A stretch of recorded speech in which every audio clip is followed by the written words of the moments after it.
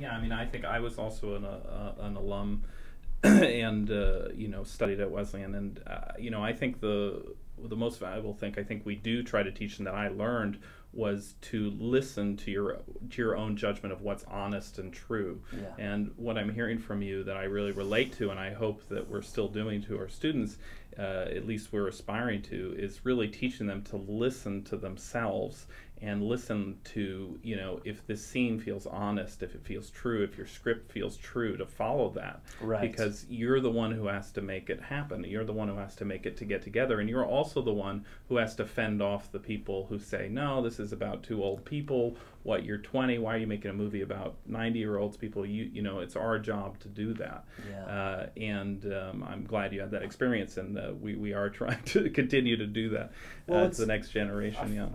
A sense of your voice is not enough. You need the tools to express it well. Yeah. And there's a lot of tools. Yeah. So that's where the guidance comes in huge, Yeah, I think in my own life, it's very important to have that mentor who can say, who can sort of help you guide you to listen to your best instincts, right? To your true instincts. Yeah.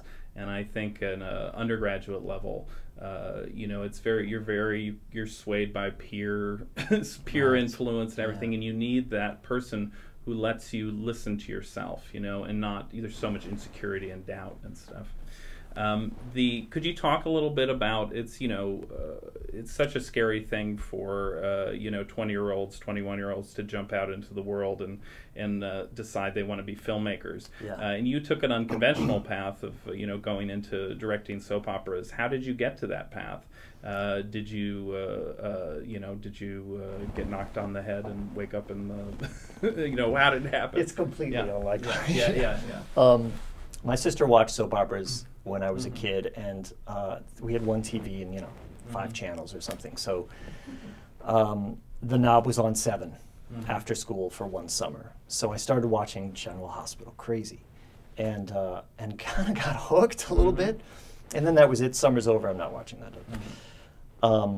Cut to, I'm out of school for 6 years. I've been living back and forth between LA and New York.